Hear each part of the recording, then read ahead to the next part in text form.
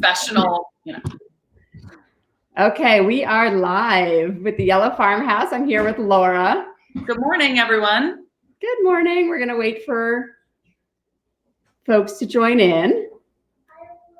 If you are here, go ahead and post a comment so that we know that you're watching. And I'd be interested to know where you're tuning in from. So if you're here in Stonington, maybe families from kids who have been coming to our classes, we'd want to know that. Or if you've heard about this through the grapevine and you're tuning in from Ohio or Missouri or wherever you are, we'd want to know that too. Yeah, it looks like we've got, I'm looking at my face. Oh, there we go. Now I can actually see on our screen here that we've got 5 people. Laura, can you see who's live or not? No. Okay, well, if anybody wants to post a comment, we will be able to read your comments, or I'll be able to read your comments. But I think we'll wait a little bit. We've got 6 people following now, and I hope we have some kids with us. We have Rosa, who's in Stonington. We have Kate Johns, who's in North Virginia. Oh, and I love Laura Holbeck. I'm so glad she told you about this. That's amazing. The Hicks family. Hi, guys. Welcome. We're so happy to see you. I mean, I guess we can't really see you, but we know you're there, and that makes me feel so much better. I don't know how you guys are feeling, but it's nice to be connected this morning. So this is kind of a experiment. We're going to see how it goes. We are new to this, Laura and I, but we're going to kind of wing it and go for it. We have 4 kids with her. Excellent. So let's go ahead and talk a little bit about what we're going to do today, and then we'll get started on the activity. And I have Ella here too. Come on in, Ella. Ella's going to be our helper today. So a couple of weeks ago, Ella and I and her brothers, who are outside playing basketball because they were inside for just a little bit too long this morning, we went down to the New York Botanical Garden, and we made these really cool, can you grab the one you made back there? We made these really cool capes, and they were called Plant Champion capes, but Ella made one that said, "Save the Bees." There we go. We made it with an old t-shirt, and we thought we would make these today, these Plant Champion shirts, but we're going to call them Pollinator Protector capes. We thought, Laura and I were talking about, like, what could we start with? Because we try to do things that are about the season. And so for all you kids out there, you know what season we're about to enter, right? Anybody want to post what season we're about to enter? Yeah, if you know the answer, type it in. Type in the answer. And I'm going to try something cool here. This year, we actually, it's feeling like this season is upon us, perhaps sooner than usual. It's kind of coming early this year. The groundhog was right. So let's see if anybody has it. I don't have anybody there putting in the season that's coming. Oh, we're going to go. Yes, summer's coming soon, but first, there it is. Julia wrote in with spring. Yes, we are entering. Oh, my banner is gone. Hold on one second. I'm going to try this again. And we're going to add the banner and show it up. There we go. Banners. You're fancy. She's pretending like she's new to this. I'm pretending like I know exactly what I'm doing. It is spring, which means at this time of year, we start to see buds on the trees, and we start to see flowers blooming. I have flowers blooming in my yard, right?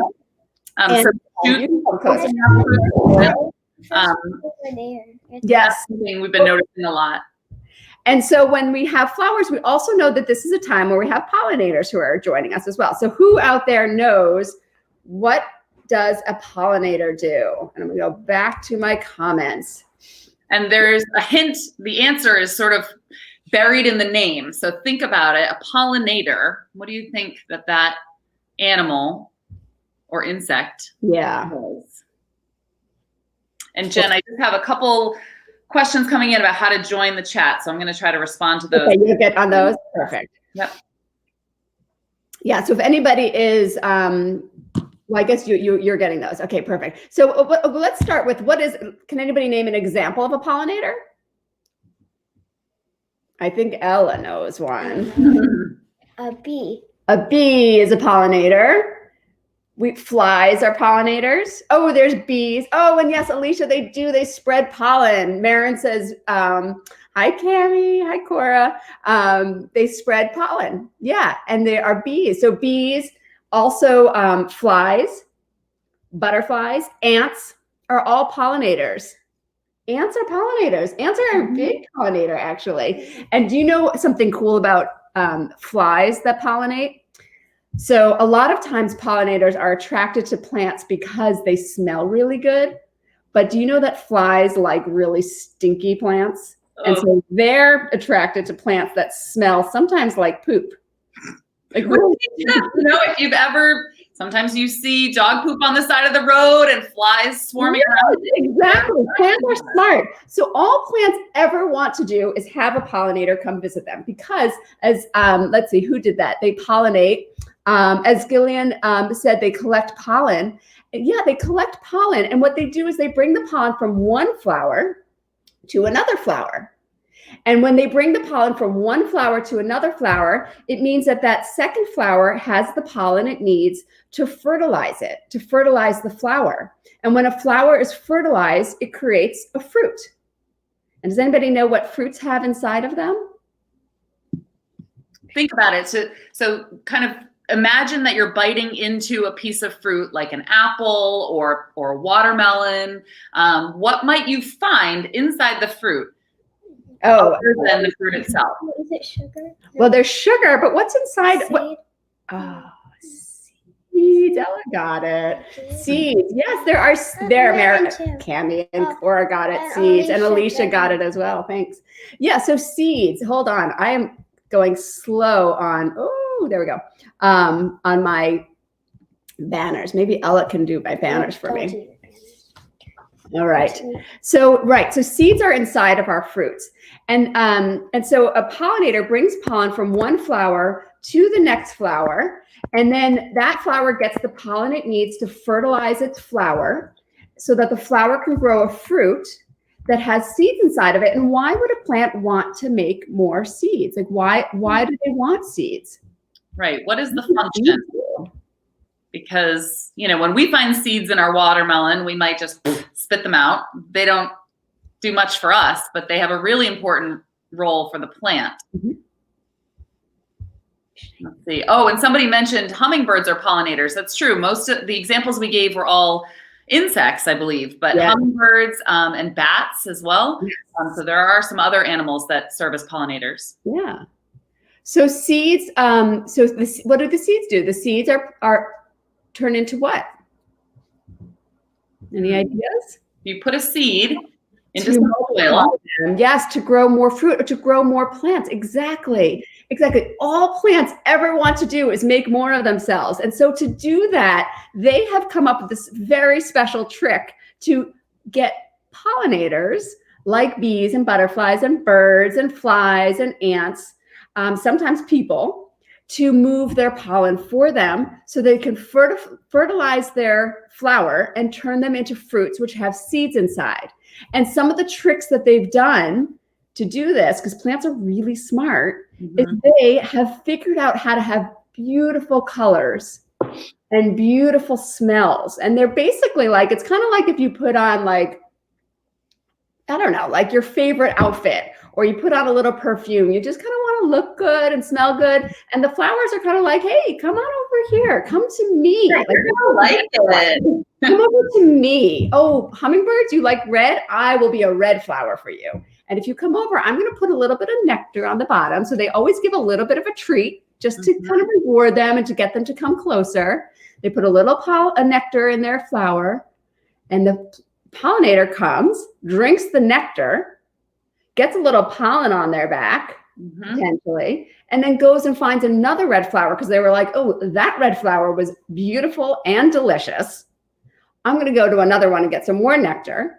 They go to the next one. The pollen falls off. The pollen fertilizes that flower, which then is able to turn into a fruit with seeds inside, and those seeds eventually get into the ground and they make more plants, and the plant is like, yes, it worked. Right. Not the pollinator to come visit me. Because a plant, for the most part, can't move, right? Plants are rooted in the ground. So they sort of ingeniously, like Jen has said, have come up with this system that gets animals and insects that can move to do that work for them. So sometimes they might use the wind or something else, but because they themselves can't move to bring their pollen to another plant, they get the insects to do that for them.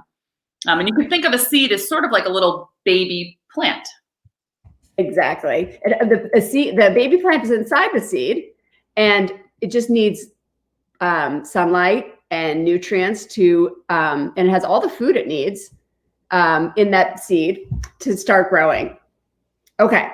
So pollinators are super important because without pollinators, we have basically no food, because the fruit and the food that we eat is created because pollinators have fertilized the flowers of those plants. So let's say it's like a zucchini plant. A zucchini plant needs to be fertilized. That flower needs to be fertilized to turn into a fruit. And farmers have figured out how to take that fruit from the plant before the seeds go into the ground so that we can put those delicious nutrients into our body. So we need pollinators for our purposes, for our food, but we also need pollinators in the world to keep plants growing and to keep our ecosystems really healthy. And so we thought today we would do an activity to start with that idea of protecting pollinators. And the ways that we can protect pollinators include things like making sure we plant a lot of plants that are originally from this area. They're called native plants. So we can plant native plants that are really good for pollinators. We can plant in our gardens, in addition to, let's say, our vegetables that we're growing, we can also plant flowering plants that attract butterflies and bees. What about the hummingbird? Hummingbird feeders can be really good as well. Is that what you're talking about? Yeah, they get on, and then they go to the flower. Yes, hummingbird feeders can definitely attract. No, it's a good question. Hummingbird feeders can definitely attract pollinators, and they're really a good way to support them. But hummingbirds really like flowers that have a lot of nectar in them also. So you could also plant flowers that are specific to hummingbirds. And usually those are like red flowers that have a really deep, this way, that have a really deep, I have to figure out where my camera is. Flower so that they can dip their long beaks into the flower and get the nectar. Those are the ones that they really like. Okay, so should we start with our activity? I think so. I think so.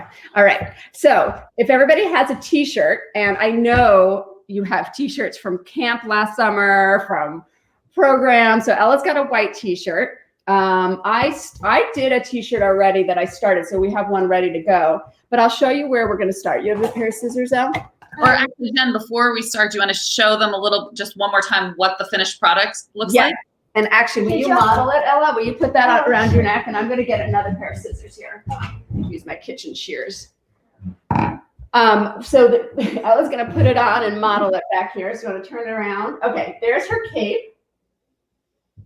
Save the bees, it says. And we used, on this one, they had fabric markers. I don't have fabric markers at home, so we're just going to do it with regular markers and not wash it for a little while. Or if it washes out, we'll do a new one.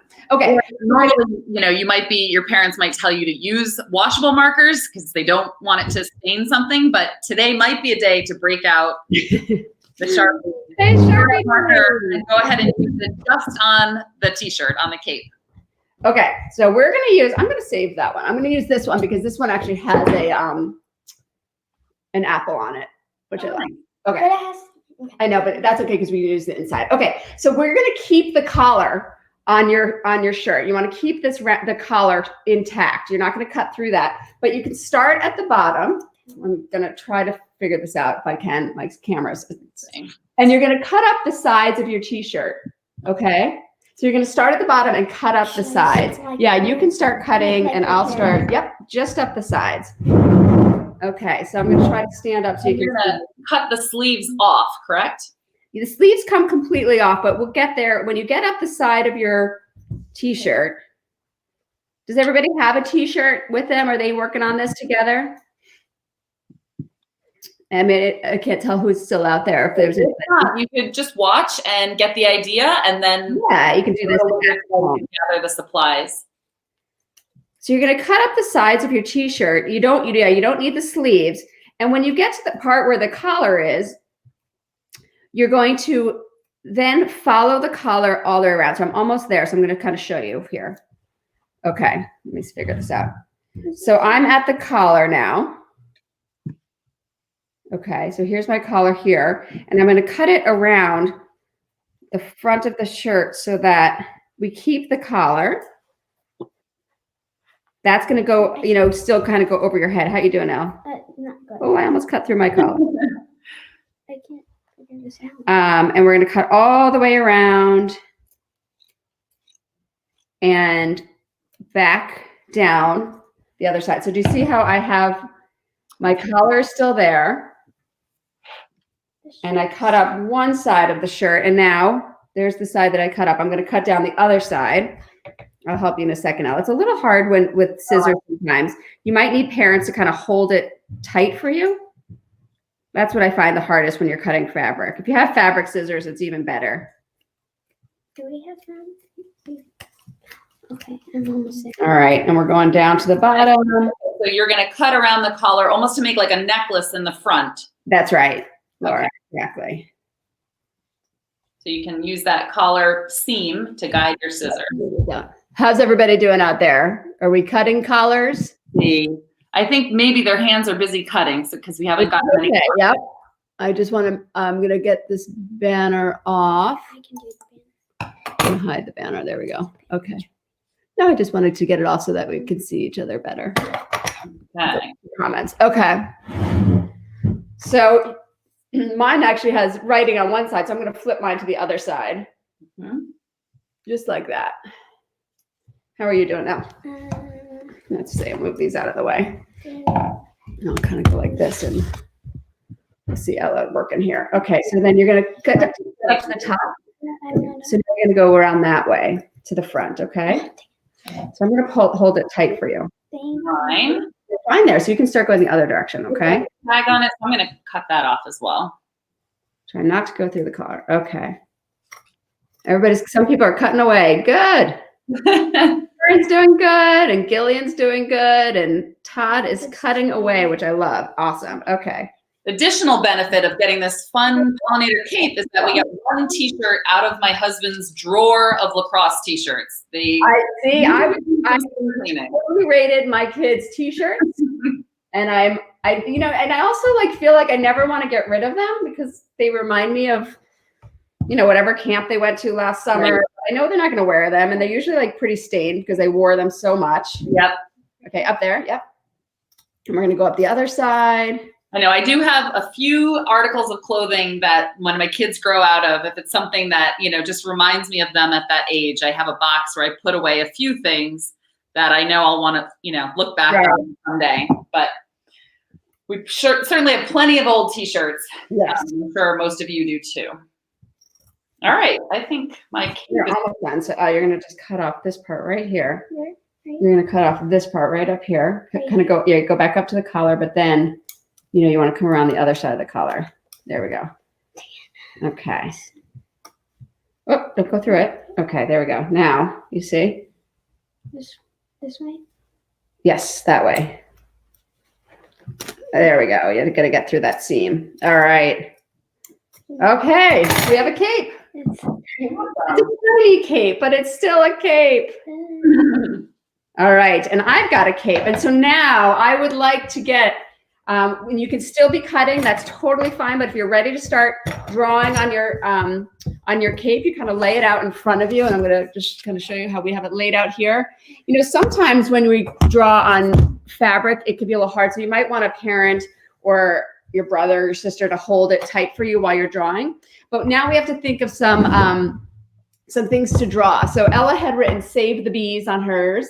Are there other, anybody else have ideas for something they might draw on theirs about pollinators? So you can write "pollinator protector" and maybe draw a bee, or you could do, I don't know, something about ants. If I do an ant one, I might do ants because Ella did not believe me that ants are pollinators. And we're going to go after this and we're going to find out what plants ants pollinate. Ants love stinky plants. Yeah, so you can come up with a slogan. You could do a design. I think, flowers are sort of easy for me to draw, so I might start with that. And Jen's right. Sometimes when you're drawing on fabric, you can't just drag the marker straight across. You have to kind of use little kind of short strokes, and then it tends to come out better. Okay, I think mine, I'm going to put mine up on the, oh, this keeps happening. I'm going to put mine up on the banner, what mine is going to say. Here we go. You ready? I'm going to put a notebook underneath mine just in case it bleeds through. I don't want it to get on this tablecloth. So if you're using a Sharpie, that might be a good idea for you as well. All right, this is mine. I'd like to see what some others are, and I'm going to put them into the banner. I think I have a red t-shirt. I have 2 kids, so I'm planning to make 2 of these. And I think for the red one, I'll do something with hummingbirds. Because like you said, hummingbirds love the color red. They do. They do. Or are attracted to red, I should say. Ants.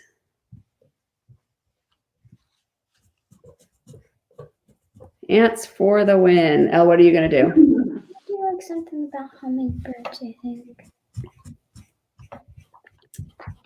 So we also have a second activity to do. And so what I'd love to ask the group also is, would you prefer that we go on to our second activity, and you can finish up afterwards when you have some free time? If you're able to find some free time today, folks. And I don't know how everybody else's morning went. I had such great expectations for our house. Yeah. It went okay. I hope it went well for everybody else. And I think every day will be a little different, you know? I mean, I'm thinking back to my maternity leave 2 years ago when I was home, and it was February. And so Wes, Margot, and I were spending a lot of time together, all cooped up in the house. And there were days when it was wonderful. And I thought, oh my gosh, I wish we could do this all the time. This is amazing. And then there were days that didn't feel that way. And I was like, I need to get out of here. So I think we can expect that there will be some of each of those days coming up. Yes, I think so. But I like being in a group setting. I think I'm realizing I'm more of an extrovert than I thought I was. Yeah, interesting. Yeah. All right. So anybody else have some sayings that they were going to put on theirs, or what they're drawing? I'm going to try to figure out if there's any way. I guess you might be able to send in a picture in your comments. Cool. Yeah, I'm not sure. Yes, actually you can. That would be oh no, sorry. Okay, I can. Well, Lydia wrote, I'm gonna make some banners. Hi, Lydia. Let's see. Save the hummingbirds and flower power. I'm gonna do the flower power. Oh, Ella's gonna do the flower power. Flower power. Whoever did that one, kudos to you. That was Lydia. Oh, good job, Lydia. And we're going to do another one. We're going to do save the hummingbirds. I wonder where the hummingbirds are right now, if anybody knows. I know they're probably heading back this way soon. Right. So if you don't know, hummingbirds are really this amazing little creature, and they're tiny. They're sort of known for their size, and they travel vast distances. So you find them up here in the Northeast throughout the summer. You'll see them in your garden, hopefully, if you're lucky. They look like sort of magical little birds because they're so tiny. But in the winter months, when it's too cold up here for them, and when there aren't any flowers around for them to feed from, they travel to warmer climates where there are flowers. So I believe they travel from the United States to Mexico, going thousands of miles. Even though they're such tiny little creatures, they're able to fly all the way to Mexico for the winter. And then I think you're right, Jen, that over the springtime, they'll be starting to migrate back up. Yes. Hold on. I got another one that I'm going to put in there, and you guys will know who you are. Is this how you do it, Elle? I think that's it. Okay. Let's see. I'm going to add this one. That was one of the ones that I loved. Yeah. Be your best. Cute. So I know there's a way to do a vote, and I think I see some people who said that, be your best, Kate, that's awesome. And Olivia wrote, save the hummingbirds. And so I have a couple people who said that we are good to kind of move on to the next activity. And then finish the drawing for another time. Does that sound good to everybody? I know that there's a way for me to do a poll a poll, but I can't remember right now. So a little fancier with these broadcasts as the week goes on. You guys, it's going to go one way or the other. It's either going to get more fancy or. I don't know, Jen. I kind of like this. I feel a little bit like we have a radio show right now. we can. Oh, I like that one. Oh, Be Cool. It's a great one. And I see Jessie is doing drawing a monster pollinator on a cable. I can't wait to see that one. I hope you will actually share your finished products, because maybe what we'll do is if you send pictures either into you put them into to info@yellowfarmhouse.org. Yeah, email to info@yellowfarmhouse, or you can post them on our Facebook, and maybe we can add them to our Instagram feed, which would be really fun. Absolutely. Okay, I see some yes, move on. Okay, and I'm going to write, this is my ants for the win. I made a little ant, but we're gonna make a lot more ants. Ella, you want to show yours, and then we'll move on to the next thing? I'm gonna write something in it, but I have flowers. Yeah, you might do flower power. Awesome. Yeah, okay. All right, so I'm picking everybody up, and I'm moving over to our kitchen. Oh, hold on. Before we move on, we have to stop and say happy birthday to Lydia. Lydia, happy birthday. Oh, that's amazing. You might just want to make a birthday cape and a birthday crown and wear it around all day. That's what I'm thinking. Awesome. Okay, let me get rid of this banner. Okay, so the next thing is to make, because we know, let's see, what do we know about what bees make when they collect, so they visit flowers and they drink nectar, and they bring nectar back to their hive. What do they make with the nectar? And they also use some pollen as well. They do borrow some pollen. Anybody have an idea of what bees make with the nectar that they collect? All right, so enter it into the chat if you know the answer. Excuse me. Oh, Alicia wrote happy birthday too. That's awesome.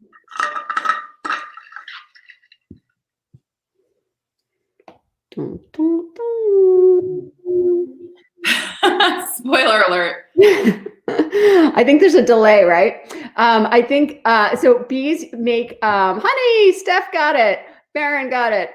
They make honey, and so we thought something really simple. Hopefully, you have some honey in your in your pantry. But if you don't have honey, if you have butter, and let's say you have maple syrup, that would work just as well. That's what I was thinking. Even like a marmalade. Perhaps. Yeah, you could absolutely add marmalade. We could if you're missing any of those ingredients and you want to just take some herbs from your cabinet, that's okay as well. Okay, so we're gonna take some butter, and I left mine out a little bit. I always forget to leave my butter out. Does anybody know a trick actually for softening butter really quick? Hold it in your hands. No, I have a better one. If you take a cup, like a jar, and you run it under really hot water until the jar is sort of like hot to the touch. You actually put it over the butter like this, and let it sit on your counter, and it softens up really quick. Oh, that's great. I will use that for sure. Thank you. Okay. I always forget to take butter out. Okay, so let's take about 2 tablespoons, and if you look at your butter, it will have your markings 1, 2, 3, 4, 5, 6, 7, 8, and it says 8 tablespoons is a half a cup. We're going to use 2 tablespoons. So for my older kids out there, if 8 tablespoons is a half a cup, any idea how many tablespoons is a quarter of a cup? Oh, you didn't know you were tuning in for some math instructions. We're not doing math anymore. So let's see. You said 8 tablespoons is half a cup. So how many tablespoons? How many tablespoons for a quarter of a cup? And I'll give a hint. 2 quarters makes up a half.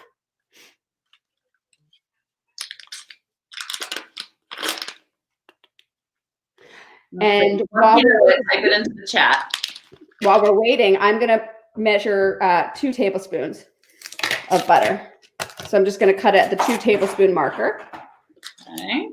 Let's see if anybody comes up with that answer. It's funny. It's tricky, the delay. I'm still getting used to that part. Okay. Okay. 1/4. Yeah, 1/4 of a cup, right. 1/4 is half of a half.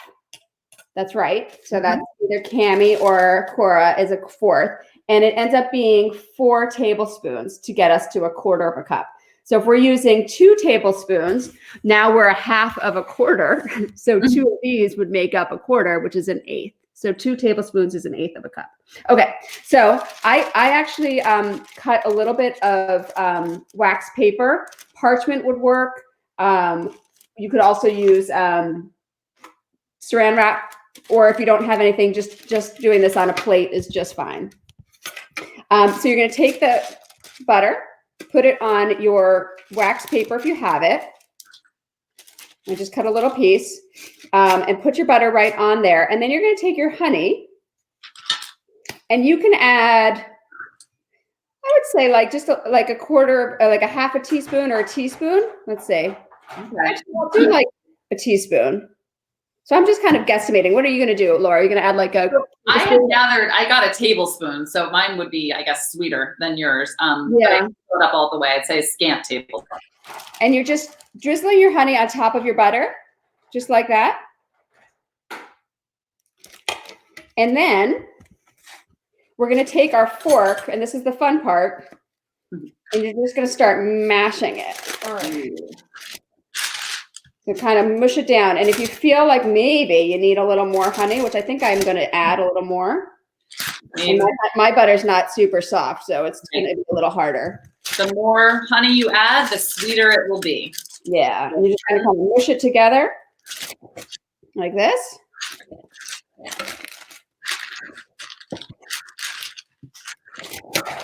And it's going to start getting soft.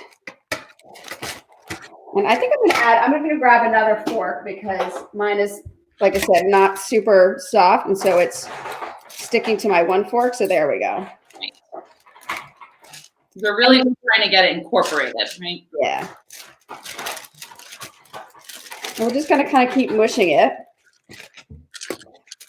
Get some muscles going here.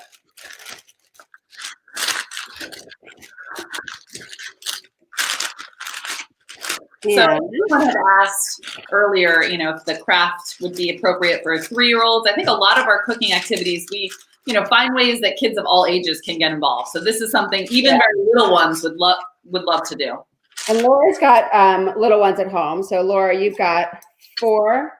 Yep, 4-year-old and a 2-year-old, and I've got 5, 8, and 11, almost 12. So I'm always sort of thinking about like how you can adapt to different ages. So, for this one, another option, if the fork is a little bit too hard, in terms of like little kids using, you could just fold the wax paper over and have them use their palms to smush it. And then when you open it up, you can pull it. You can help get it back into the middle, and then they can kind of smush it down again. So it could just be a smushing activity. Who doesn't love smushing? Also, Ella finished her flower power cape. You can come show that if you'd like. Oh, great.